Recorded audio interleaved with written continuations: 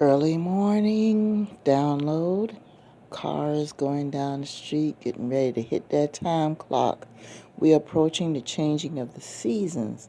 It is slowly going from cold to warm as I record this, and it'll probably be changing seasons by the time you guys hear this. Um, just wanted to talk a little bit more about workplace behavior. Going to do a little story time here. Of course, I'm not going to mention any names, but just want to talk about this in hopes that it will provide a lesson to some of you, and I'm sure some of you can relate. Thank you for your attention. Thank you for your support as the channel grows, as we grow. Once upon a time, I went to work as a regular work day, and it was time for schedule changes. Now, the type of position I have involves customer service.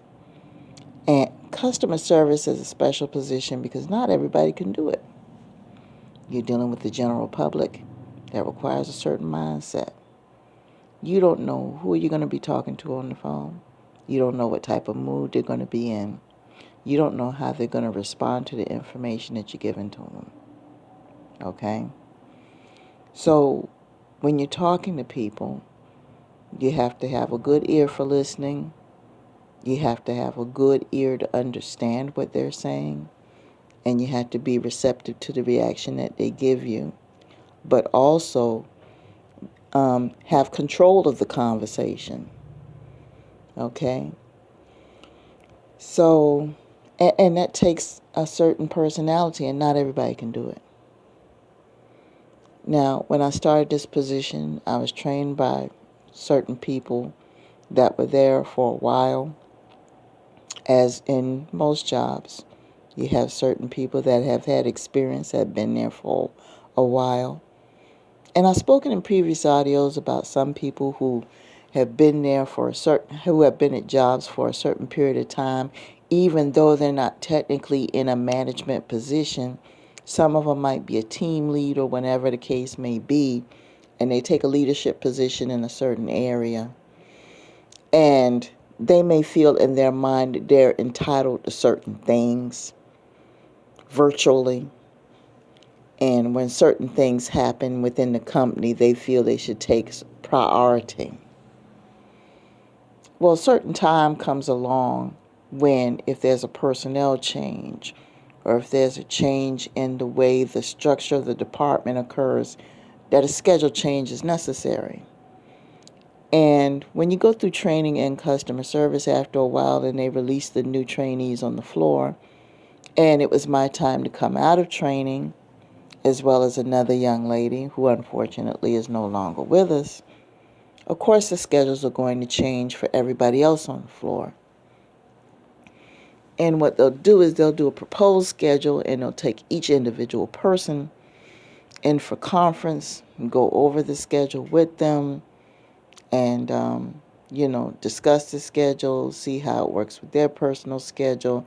They'll try to negotiate and try to work things out where everybody is happy, where it fits in with the organization. And sometimes they have to come to a compromise because that person may not get exactly what they want. The company may not get exactly what they want. They have to meet in the middle so everybody can be happy.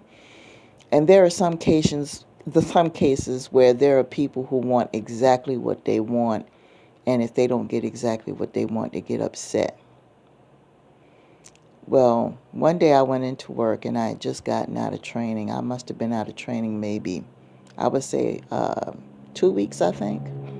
And they started to do a schedule change. The young lady, as I stated, that I was with had gotten out of training, and for some personal problems had come up, and they had put her on the schedule on a regular work schedule. But when her personal problems came up, they had to rework the schedule again. And rightly so. because they weren't sure if she was going to stay or not. She had to wind up, taking some time off. So they had to wind up reworking some schedules again. And the person who had the most seniority, who was already a high energy person, to say the least, she really put on a performance because she had some other personal things that she was dealing with. She was going to school to get her degree, and she had a family that she was trying to raise. I mean, she was already, you know, she was already stressed out as far as like spending a whole lot of extra time. She was already, overworked as far as, trying to juggle school and work anyway prior to the schedule change. So prior to the schedule change, she was already, not getting enough sleep, not getting enough to eat, already, she was already stressed anyway. And when they had to rework the schedule the second time because the new person was no longer a regular person on the schedule that was decided, she decided she was going to put on an academy performance in the office that day. They had taken me in the office, showed me the new schedule because they always give you a couple of options. I chose the option that I wanted. They gave me the remaining times to choose. And me being a new person, I told them, of course, whatever the company wanted. I was satisfied with the choices that I got. And I left the office, and that was that. And I went and sat down and continued to take calls. And when they took her into the office, she came out and she was face red, crying and stomping and slamming stuff around. And I mean, I was just surprised because it blew my mind, because I remember this person being so knowledgeable and just knowing so much and giving accolades and supportive of everybody on the team. She was the model team lead as far as just being there for everybody. And as far as the other departments having so many good things to say about her, she was like a staple in the department and other departments, and knowing her, and she had been with the company for 5+ years. And for her to behave in this manner, it was just a shocker to me to see this type of childish behavior. And it didn't end there. It literally lasted all day long. I mean, people, it was extreme. It was like crying and just actually, I just can't take any, and talking very loudly. I'm just so distraught I can't take any calls. Going to the bathroom and boo-hoo, crying, and and at lunchtime talking to other people in the department about how horrible it is, and talking badly about the scheduling manager, saying that it was a personal event. It had nothing to do with the company or the scheduling. It was a personal vendetta against her. And I mean, it was just, people, if I had a video camera and I was able to record this, I could swear to you, if I recorded the video of this woman, and the sad part about it, this is a 40-something-year-old woman who had been with the company for over 5 years, who was a team lead in the department, who had up until this point had a good reputation as a good worker. A little high energy, yes. And to go off like this, if I posted this video on social media, it would have went viral immediately, because you would have sworn that you were watching a movie. The level of theatrics. And then on top of that, sending emails and Microsoft Team messages to everyone about how horrible the agency is and everything else. I was surprised that she was not asked to leave for the day. I was surprised that she was not asked to leave. But she worked through the whole day because of manpower issues that we had at the time. She was needed. So she would get back on the phone, say whatever she got back on the phone and did her work. But it's just that during her breaks, it was just constant, going on. And I had to commend management because she was totally ignored. They totally ignored her. They were like, we don't give a shit what she says as long as she works.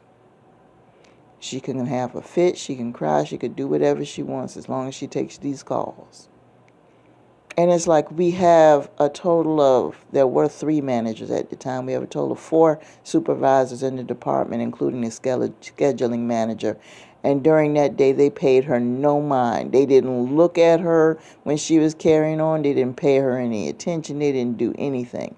They didn't care as long as she did that work. It was hilarious. It was like, okay, I said to myself, okay, they went through this before. That was my first thought. I said to myself, this wasn't the first time. And I thought about it at the end of the day. I said to myself, she must go off like this every single time they have a scheduling situation, and every time that she can't have her way when it comes to scheduling, she probably has a tantrum like this every single time. That's probably why nobody reacted to her. Because I thought about it later on when I got home in the evening. I said to myself, that was a rather unusual reaction. You're talking about 3 different managers, 3 different backgrounds, 3 different personalities. And this grown-ass woman is going around the office sending messages, having side conversations, crying, I got to take a minute to go to my car and sit to my car and everything else, but will turn around and get back on the phone and go to work and work the whole work day. And turn around, come back the next day and do it. And nobody pulls her to the side and says nothing. Nobody does. And they all went back to their desk and continued working through their day and didn't say nothing, didn't pay her no mind or anything. I thought about it when I got home in the evening, and I said to myself, okay, she done this shit before. This is a routine for her. So I guess you guys kind of figured out what happened. A couple of weeks later, it was the day before my day off. She came into work. And she had toned down a little bit. Now, don't get me wrong. Every single day, she still had something smart to say about the scheduling situation. But she still came into work every day and still did her job. But she still wasn't satisfied with the schedule. And that lasted a good 2 weeks. But then the day before my last day of work for the week, before my days off, she came into work and she was hacking and coughing and everything. And she said she didn't feel good. And we got off that night, and she said, oh, I don't feel good. And I said, well, get yourself some rest and go to bed. And when I came to work the next day, she didn't come in, so I assumed she was sick. Didn't think anything of it. Went home, and I had my 2 days off. And when I came in, my next work day, they told me I missed the show. And I said, well, okay. And they told me that she came in, put on a big performance, and walked out and quit. Okay. So I'm thinking in the back of my mind they would have fired her ass anyway. So I wasn't privy to exactly what happened, but I'm quite sure she put on another Academy Award performance, probably got another Oscar, and packed up her stuff, cleaned everything out, and left. Yes, it put us in a lurch as far as the new scheduling, and it put us in a lurch as far as trying to shift all of the work around, but we muddled through. And this is a true story for folks, and I'm sure a lot of you have dealt with this in the workplace, but it goes to show that even though somebody has been on the job for a long period of time, it doesn't matter how long you've been there. If you're working for a company and they have certain rules in place in regards to how things are done, it doesn't matter how long you've been there. Those rules are going to be there. That's the point that I'm trying to make. Now, if you were hired for a certain position And you know that there's periodic scheduling based on demand. That's the way it's going to be. And just because you're there for a long period of time and you've got certain situations going on, the company does not revolve around your personal life. And this particular young lady, at some point or another, she forgot that she was an employee of the company. The company did not revolve around her. And even though she was a very valued, a very loyal employee who went above and beyond what was necessary, she forgot about the fact that she was an employee of the company. She worked for the company. The company did not work for her. And the company that I work for employs hundreds of people. Hundreds. Not one, two, or three, but hundreds of people over a few locations. So there's nothing wrong with being a valuable employee and going above and beyond and putting in time. But understand that you work for a company that employs other people. And they have certain rules and regulations in place when you get hired. Because I have seen throughout my career of working with companies, people who put in time, who actually think at some point in their mind, their wires get crossed. They believe just because they work for a company a long period of time, that the original rules that were put in place when they got hired are somehow going to bend and change because they've been there for a while. It doesn't work that way. Those rules don't change just because your situation changed and you put in time. I don't know where that thinking comes from.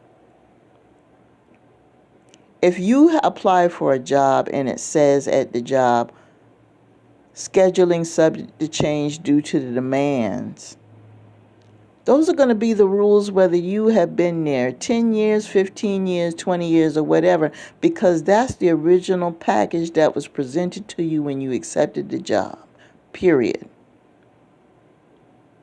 And if something changes in your personal life where it affects your schedule, it's up to you to make the necessary adjustments and decide whether or not you're going to stay at that job and adjust your personal life so you can keep it, or move on to another job so you can, do whatever it is to fix your personal life to make it better. But the job is not going to change just because your personal situation changes. It's just not a concept. It's not an idea. It's not a realistic thought. It's not mature. It's not realistic, because when you got hired, first of all, that company doesn't belong to you. It's not something you can manipulate. So to turn around and get upset over a situation that had been presented to yourself, that was presented to you when you first got hired and that you accepted the terms and conditions of, and you're going to turn around and get upset over, is ludicrous. You're embarrassing yourself. So that's why I just found it I was just in shock to see her behave that way. And I'm like, what is she getting upset over a situation for when it was clearly stated when you first got hired that scheduling was based on the demands of the department? It was presented to you when they offered you the job. What are you talking about? So anyway, just be careful. Be careful. I mean, I know that when you apply for a job and you might have financial demands on you, you might have time demands or whatever the case may be, read the fine print. Just look, because I've seen people come and go in regards to positions, and they'll say that they want a job or whatever. They'll take the job and realize that they can't keep the job because, because of health reasons, taking on jobs that they know that they can't physically handle, taking on jobs that they know they can't get to and from because of transportation reasons. They know they can't make it to work because of time reasons. You know, you're taking a schedule that you know you can't make it to work to and from on time, or you can't make to and from because you don't have a means to get there to and from on time. I mean, if you know these things, just look for something else. Just look for something else. It'll save you time in the long run, because eventually you're not going to keep the job. Okay? If you can't accept the conditions of the job that's presented to you before you get hired or at the time of hiring, just leave the job alone, because situations like this years later, it's not going to do you any good. You're going to wind up losing it anyway, and you wasted all that time for nothing. So with that being said, I'm going to go ahead and let you guys go. Peace.